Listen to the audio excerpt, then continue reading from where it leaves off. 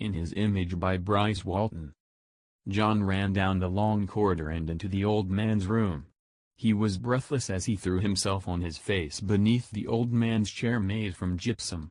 A kind of savage eagerness lighted his face, but the old man's face, a frozen pallid ball crinkled into a million lines, was sad and hopelessly resigned.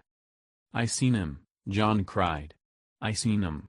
His unhealthily pallid body, though big and raw-boned, was slender and writhed with a leathery strength that comes with constant effort and exercise rather than diet and sun. The old man shrugged. His voice was a hoarse whisper in that one cavern among the 150 miles of corridors, interlocking levels and rivers that made up the underground hideaway. "So you seen him, Jonathan? Many have seen the Meshs. The Meshs might have seen you too. If they ever find us here, well, they'd probe us out, like we were grubs. And they'd burn us with those red ray eyes. Why'd you go up on top? You know it's against the rules." John got up. His chest heaved. His eyes were polished beads in a thick nest of reddish beard. "'Cause I don't like livin' in this cave like a grub. I been up twice, and now I can't stay down here anymore. Nobody else has got guts enough to go up. So let 'em stay down here and rot. But I'm going back up on top, Chief. And I'm staying up there." The old man leaned back. He couldn't hide the gleam of gruff respect in his eyes. "Go ahead, John, but don't come back down. Once they get on your tail, you can't shake 'em and you'd lead 'em right back here, and then they'd get the rest of us. As far as I know, John, we're the only humans left." John's hands clenched. "And so might all of us be dead too. Livin' down here in this cave where they ain't never no sun, eatin' lizards and snakes, and dyin' off one by one anyway. We're all gonna be dead in another year. What's so great about spendin' the year crawlin' and grubbin' down here? Scared to even take one last look at the sun? It's not for me, Chief. I'm leavin'." The old man shrugged again. "Go ahead," I said. "Just promise not to ever come back and lead them down here. You'll promise that, John?" Something thickened in his throat, but he managed to say yes. He turned, then twisted back toward the old man. "You're smart," he said. "You're supposed to know about when they took over. I've asked others. No one seems to know, and they care less. Would you tell me, Chief? What are they, the Meshs?" The old man's voice echoed strangely against the surrounding grotesque bars of limestone stalactites and stalagmites in multicolored hues of fusing reds and orange, purple and browns. A pinched face peered at them from between the ancient bars, then withdrew its tired eyes. "Maybe there's 50 humans left down here in Mammoth Hole," the old man said softly. "Maybe there ain't nobody else left in the world. Just them with their silent machinery driving over the wastes, and their red death eyes sweeping the dark, grubbin' for us. The big war went on and on, nobody knows how long. But humans couldn't fight it. Too much deadly radiation, so they made machines to fight for 'em. The sky and the land were just masses of machines, throwing out clouds and streamers and explosions. The land became nothing but pools and seas of deadly dust, and fire. The sky was clouded with it. And people went underground. They had to go down deep, and they couldn't come back up, what was left of 'em, for hundreds of years and more." The old man was gazing with a distant, haunted expression at the small blind lizard crawling up the painted wall. John listened, his skin was cold. A shiver ran down his back. "Then they started grubbing the humans out, and killing 'em. I don't suppose anyone knows how long it's been since they took over. That's wrong. I wasn't around then. Nor my father, nor my father's father's father. It was long, long before that. It was so long ago that," the old man's eyes widened. His voice choked off with a cloud of unconscious fear that had slipped through. "They're godly," he whispered. "You seen 'em. They're all shapes and angles, cubes, and small smooth running things. They all shine like metal. And I guess they are metal. Nobody knows what they are. I heard tell when I was a boy that they were just machines. Machines built by humans a long time before. And that somehow or other the hard radiation had put a spark in 'em that made 'em able to think, and move around and organize like humans used to do. But I reckon they're more intelligent than any humans ever were." John backed away. Sweat popped out coldly on his face and chest. "I seen him," he choked. "I sneaked on top. I went down to the river. It took me hours to get used to the sun. I waited until the sun started going down, then I sneaked out and looked down the big hill that goes into the valley. I seen two of 'em. They must have been 100 foot high. They was smooth. They had long snaking arms and single eyes that shot out red beams like fire. They stood on top of the hill against the sun. The sun was red all around 'em. They looked like they were made of metal, all right, Chief. But how can they move by themselves, and think, if they're metal?" The old man sighed. "How?" He peered at John with tired retreating eyes. "What is thought?" he said then. "What was life, ever? Floods of gamma rays bathed them for centuries, and then they were living, and they had thoughts of their own. Humans never got a chance to find out what life was before he took it away from himself. He took it and gave it to them." The old man dropped his face in his shaking hands. John had never heard a man crying before. He backed away slowly, then turned and ran out of the great cavern.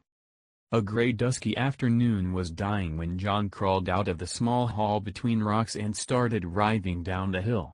His eyes stayed open in fearful wonderment until tears rolled down his cheeks. The soft greens and browns of the great forest that thinned up into the hills. There was not the slightest hint that beneath this vast silent beauty, stretched the enormous grotesque underworld of Mammoth Hole.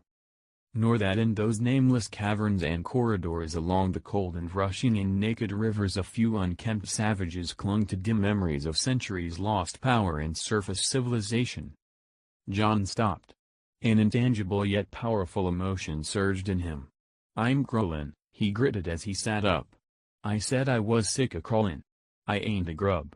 I'm not crawlin' anymore. Not for them damn machines, not for anything. They can't do nothing but kill me, and what's life down in that hole?" He stood up. He stood up straight and started walking down the rocky trail, and finally along the smooth greenness beside the river. His strides were long and unhesitating, but inside him was a deep growing horror, as he remembered those shiny silver giants that had stood so silently on the hill against the red sunset. The huge attentive waiting stillness, and the sudden terrible sweep of the red-beamed eye and the reaching of the metal arms. He stopped and looked down at his thin white legs, starved of the sun, knotted and scarred from crawling over the harsh underground paths. He looked at his gnarled pallid fingers quivering in the cold. He looked up at the sky. A few stars were showing dimly, palely. "Oh God, give me a quick ending when my time comes, that's all I ask. Don't let me crawl any more on my belly. Give me the guts to keep walking, straight up, like I'm walking now." There was no answer. There was no sound except the cry of birds in the forest, the drone of insects and other louder noises from the river. He was alone.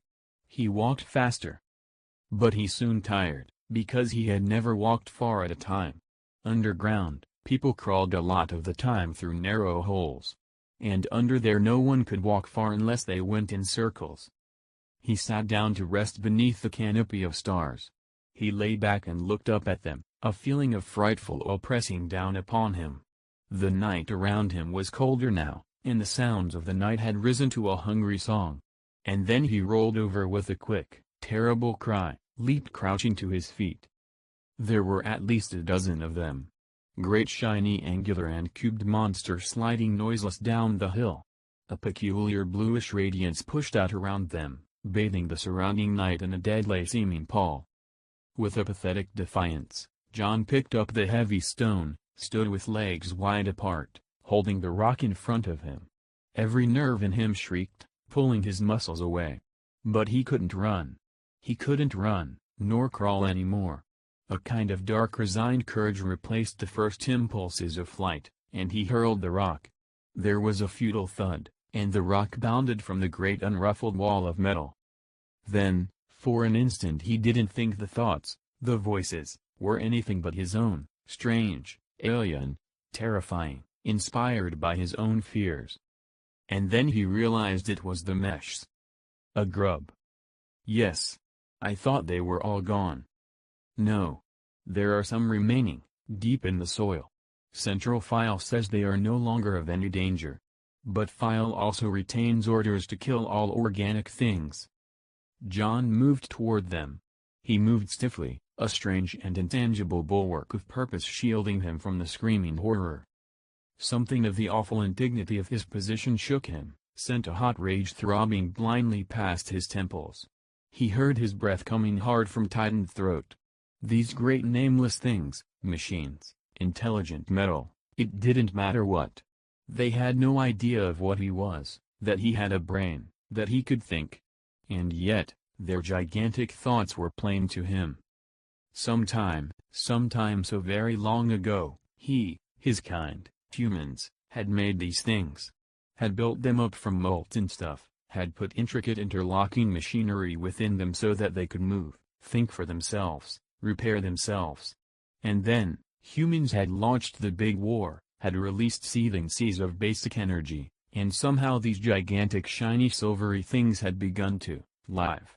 But to them, John, a human, a descendant of the humans that had made them and had given them life, was less than the dirt under their towering, invulnerable radiance. Less than the dust beneath their sweeping red death eyes. They had no conception that he was anything but a pale, crawling, cave worm. John walked closer. He was not so much afraid for himself now. There was more of a sweeping terror of the whole situation, the terrible futility and irony. He wasn't afraid to die, and he knew that he had to die now, that there was no escape, no defiance. He shook his fist at the silent, towering forms. Damn you. It's me. Man. I'm human. I'm not crawling. See, I'm not crawling, I'm talking to you. I'm talking and I'm thinking, too. See? It's making noises. Yes. All the various species of organic life make noises peculiar to their type. Have you not seen a grub before? No. Let us kill it now. We must report back to Central File. How long will it take to kill all organic life? Central File says it will take many more years, even though now most organic life has been destroyed. We must complete the task soon, you know. Man will return. Glorious Man God. Mighty Man God. Man God the Creator. Man God the Eternal. Ah, yes. Mighty Man God. How long will it be before the Man God's coming? John shivered, reached out a shaking hand as though to support himself against the air. He tried to speak, but his facial muscles seemed frozen. He wanted to say, I'm man. I'm your creator. I made you, long ago. But he could say nothing. Nothing at all. That is not known. Man God made us in his own image, then departed, promising to return. Return to bring us glory and eternity. May the great Man God who created us from the lifeless stuff of the dirt return soon, for only then may our destiny be fulfilled. Yes. May Man God return soon. Meanwhile, Central File demands immediate action and preparation for that day. Kill this grub. Soon all organic life that stands in the way of the Man God's coming will be eradicated. The thunderous impact of telepathic power roared in John's head as he staggered forward, fists clenched. For thee, great Man God. For whom we wait. John laughed. Hot tears scalded his face as he laughed. He was still laughing as the red death eye brightened, leaped out, and silently swept him away.